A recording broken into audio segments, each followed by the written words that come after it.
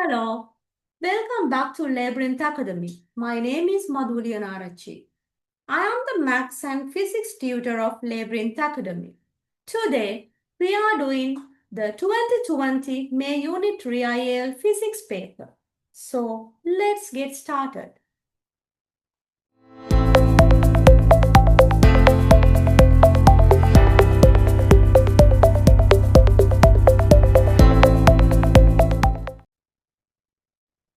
In the question 1, it says a student is investigating the effect of temperature on the viscosity of oil by measuring how fast the oil flows through a funnel. He uses the apparatus shown. Before answering, it is better you little look about the figure and try to get some understanding. In the first question, they ask, state a piece of apparatus the student could use to vary the temperature of the oil. How do we change the temperature by changing heat? So, there we can use a heating apparatus like hot plate. State a piece of apparatus again the student could use to measure the time taken for the oil to flow through the funnel. Here we can use a timing apparatus like stopwatch. The two thermometers shown below are available. In the first figure it shows a manual one and the second figure it shows a digital one. He chooses to use the digital thermometer, justify his choice. We have to justify his choice with using 2 points.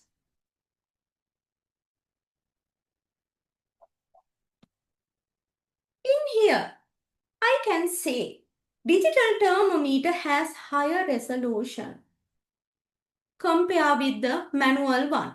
What do you mean by higher resolution? Please note this part. This is little important. Higher resolution. If I say higher resolution, it means more decimal places are there. The result is what? This is a precise instrument. That meaning digital thermometer has lower percentage uncertainty because it having less uncertainty. What do you mean by smaller resolution?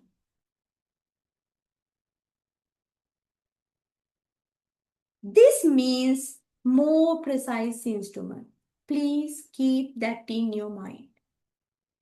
Higher resolution means more digital places are there when you get in the reading.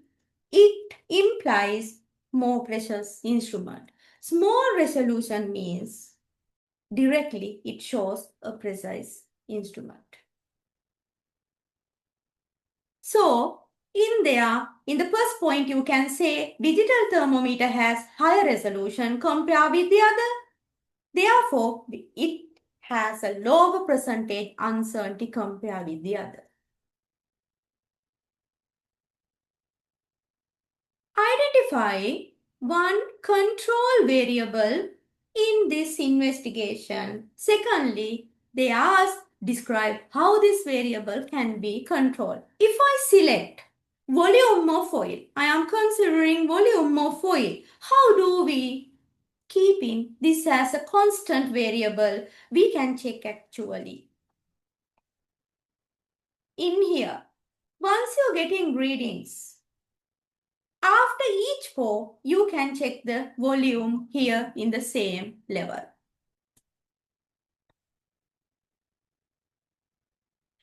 The student initially measures the time from starting to pour the oil into the funnel to the last drop of oil falling from the funnel. State how the rate of flow of the oil should be calculated. How can we do? Normally, rate of flow means per unit time, what is the volume? volume divided by time, we can calculate the flow rate. Describe how the same apparatus could be used to calculate a more accurate value for the rate of flow of the oil. Here, we have to consider again 2 points. What can we do? Look at the picture again. When you start in your timer, it's better you consider a mark in a starting position of, suppose it is like 10 cubic centimeter. At that time, when the liquid level come to that time, you can start your timer. Same time, your ending place, you have to well define one, well identify one. Initially, you recognize one. There you can measure, you can stop the stopwatch. So, as a 2 point, we can say starting time after oil has been poured. Like marking a start position cubic, 10 cubic centimeter.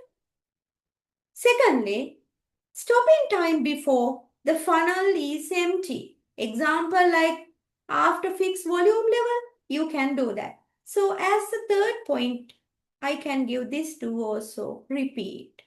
Same temperature, for same temperature, repeat these values and calculate the mean time. Let's move to question number 2. A student investigated how the intensity of light emitted by a light emitting diode vary with the potential difference applied across the LDD. She measured the intensity of the light using a light meter which was shielded from external light sources. She plotted her result on a graph as shown. Add a line of best fit to the graph. We know line of best fit may be a straight line, may be a curved line. So you can draw it's nearly according to your best value. Give the value of potential difference at which the LED start to conduct. You can see here, until this point, there is no value. So, from your graph, you can calculate what is the least value given one. There, I consider it as 1.8 volt. Calculate the minimum energy that must be transferred to an electron in the LED for light to be emitted. What is the formula we use in here? It is W equal VQ. What is W in here? This is energy. Maybe work, but here we can get it as the energy. V is potential difference. Q is electric charge. So, this V comes from here. Q, we knows it as 1.6 into 10 to the power minus 19. Here unit is volt, here unit is coulombs, and the answer get as 2.9 into 10 to the power minus 19. It's in joules. Light is emitted when the electron releases energy as a photon. The student tests a second LED. It's a new one now, which emitted light of wavelength is given lambda here. From her result, she determined the minimum electron energy it's given. Calculate the value of the Planck constant from this data. What is the formula we have to use in here? It is C equal F lambda. Here, series speed of light in vacuum, we know it is 3.0 into 10 to the power 8 meters per second. Here F means the frequency, lambda is the wavelength. We can substitute the values here. We know this 3.0 into 10 to the power 8. I do not write down the units here. You can mention F multiplied by lambda. It is given, but it is not in standard unit. This is nanometers. We have to convert it to meters. We know the relationship meters, millimeters, micrometers, and nanometers. Here, 10 to the power minus 3, 10 to the power minus 6, 10 to the power minus 9. So here, once we convert in nano to the meters, we can multiply it by 10 to the power minus 9. 625 into 10 to the power minus 9. So from there you can calculate F as 4.8 into 10 to the power 14 Hertz.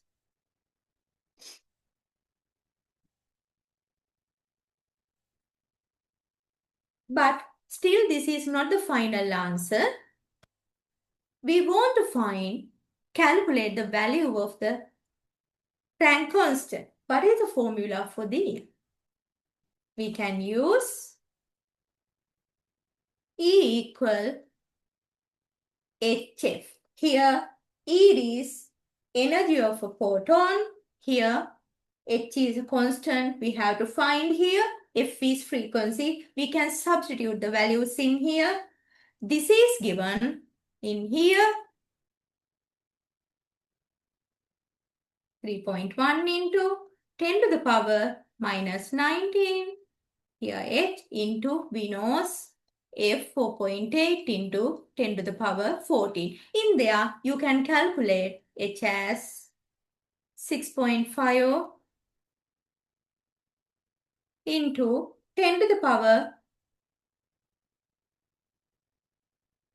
minus 34. The unit is joule seconds. Always care about the units. Next question. It says, the LED does not produce monochromatic light. What do you mean by monochromatic light? That means mono, one. There is no single lambda or frequency. It indirectly says us there is a range. Explain how this would affect the value of the Planck constant calculated using 3 points. In my first point, I point out with this meaning. So there would be an uncertainty in lambda. You can use frequency also. Here I use lambda. Because of this, we know they are creating uncertainty. Why? Because there is a range. Second point. When lambda longer, h become longer. So here creates uncertainty for h. You can build up your answer with these points. The accuracy of the value of the Planck's constant calculated depends on the minimum potential difference determined from the graph. Explain how the student could reduce the uncertainty in her value of the minimum potential difference. Again with 2 points. In there, once you look at your graph, you can see this gap is too big. So we can get it as our first point in between. We can take measurements for additional potential difference between these two. Especially, I mean smaller increments you can get for this in between here. So this one would allow for a more accurate line of best fit to be drawn. That's the second point. Let's move to question number 3. A student investigated how the power output of a solar cell is affected by temperature. The intensity of light incidence on solar cell remain constant. This is a constant variable. He used a square solar cell as shown. The student determined the power output of the solar cell at different temperatures. Power outputs. Where this? Get this. Independent variable, dependent variable. Complete the diagram to show a circuit that would allow him to determine the power output of the solar cell. Here, we need to measure voltage potential difference. We want to measure the current. We use a voltmeter to measure potential difference and we use an ammeter to measure the current.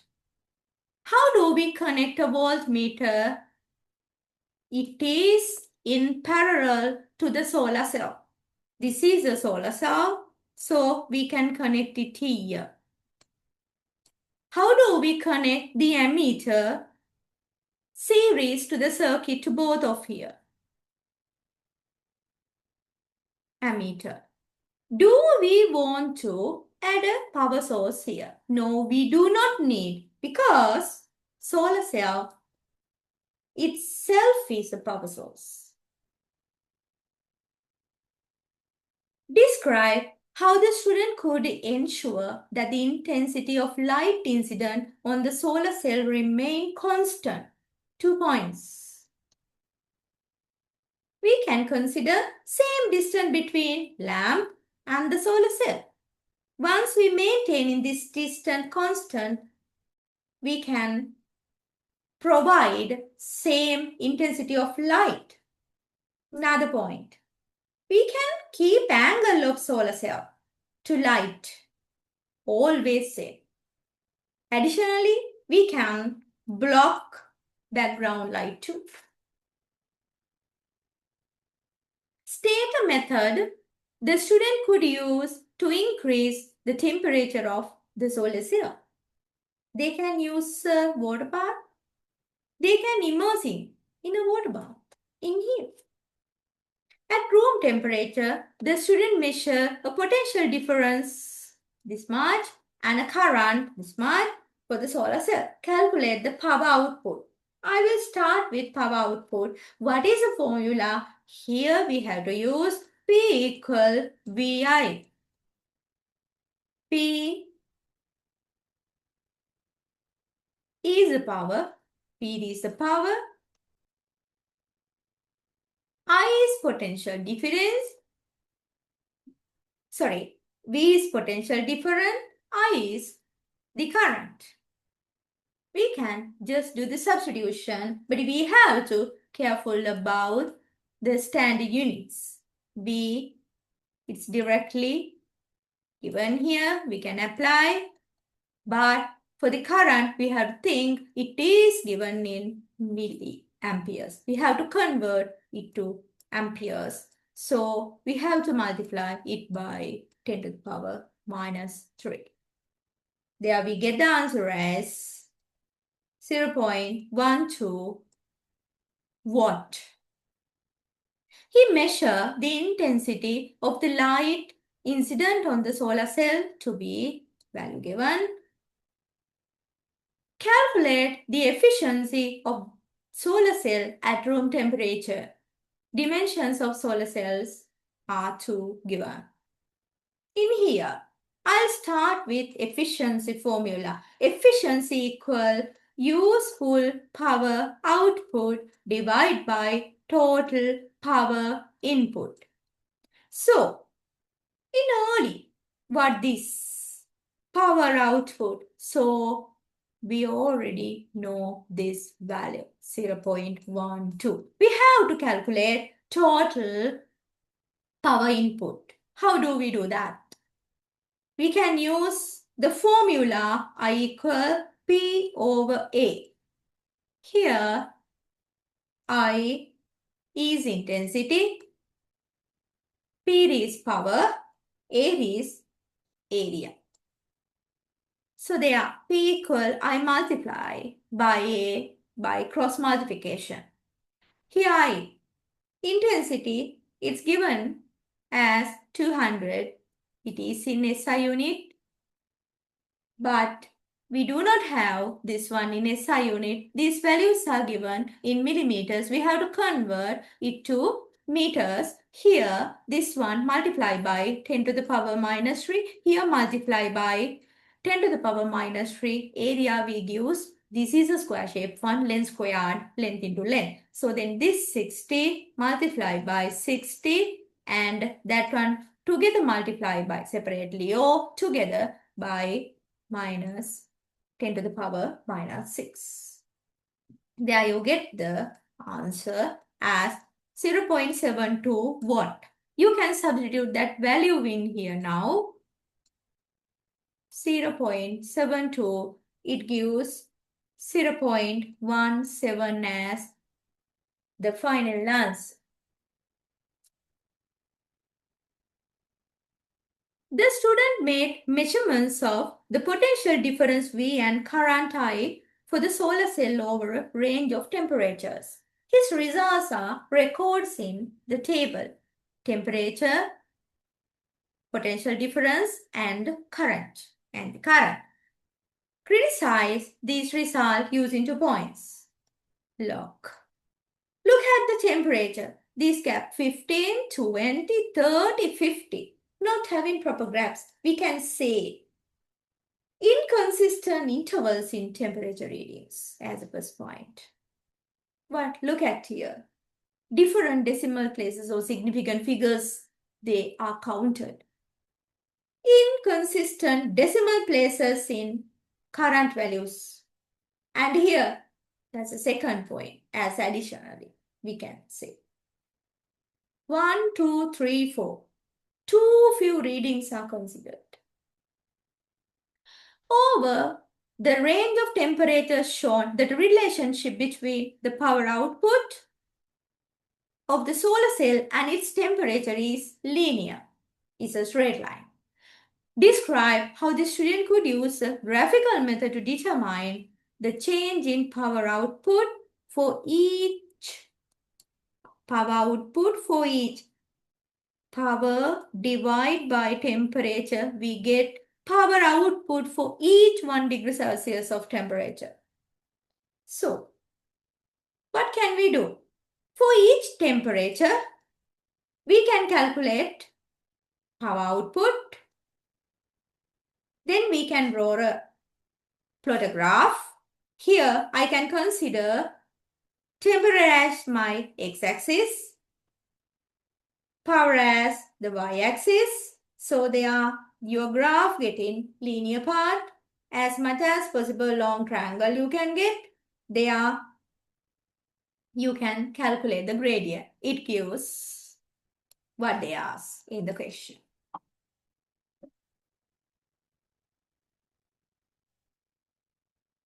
Let's move to the last question. Question number 4. When an object is in contact with a horizontal surface, there is a maximum frictional force F between the object and the surface before sliding occur. F is given by this formula equation. So here mu is a constant, this A. N is the normal contact between the object and the surface. The student investigated this relationship for a rubber block. You can see it shown in the figure on a concrete slab here. She set up the apparatus as shown here. Again, please look at the diagram and try to get little idea what is going on here. Describe how the student can determine if for the situation shown. Force. What this F indicates? Frictional force. What do you mean by frictional force? What is the maximum force here? Can bear when this object is started to move slightly. They are force. So it can give by weight of here. So we can increase the mass of the slotted masses here. Then we can see what is the starting point of this one's moving. They are using W equal mg. We can calculate F. W means F actually. There we can find, coming to the final answer. The 2 point we can say first increase in these numbers until these things starting to move. By using this equation, you can find F. The student vary the mass M placed on top of the rubber block can determine corresponding values of F. Her results are shown in here. This is mass, this is N normal contact. Here F frictional force. Explain how the values of N are calculated. Now what can we do? I'll use another and explain. Here, it deals with here. What is it? From this one, upwards perpendicularly, upwards acting force. We know it's equal to weight of here. How do we calculate weight in here? mg. What is m? Not this. We have to deal in here. This mass is one way, the mass. This block one. Other one is the rubber block one, 250. If this is in grams, you can directly add and later can convert into SI unit. It depends from the values are here having. So you use it, you need SI unit and G, using that one, you can calculate W, it is your N here actually. It is, I can better it use N. Next, plot a graph of F on the y-axis against N on the x-axis using the grid below. I directly share here. Using these values, consider this as your x-axis, this as your y-axis. Please be remember to write down the units. So plot in and you can draw a base fit line.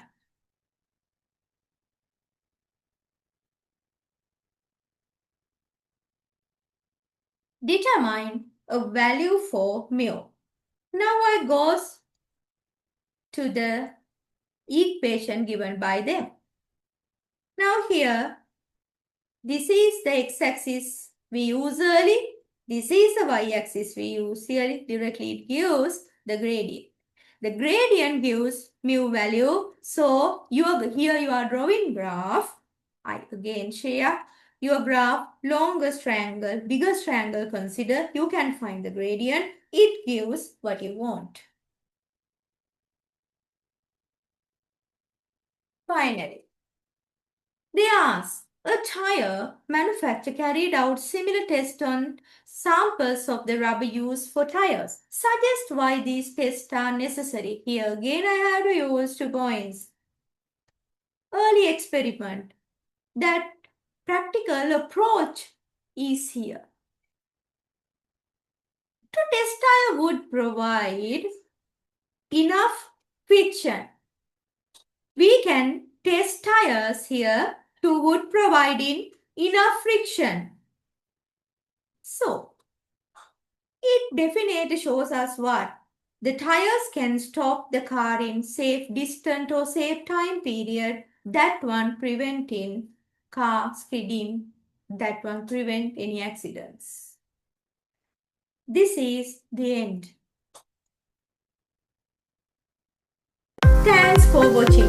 Be sure to check out more videos on our channel. If you like the video, please subscribe for more content.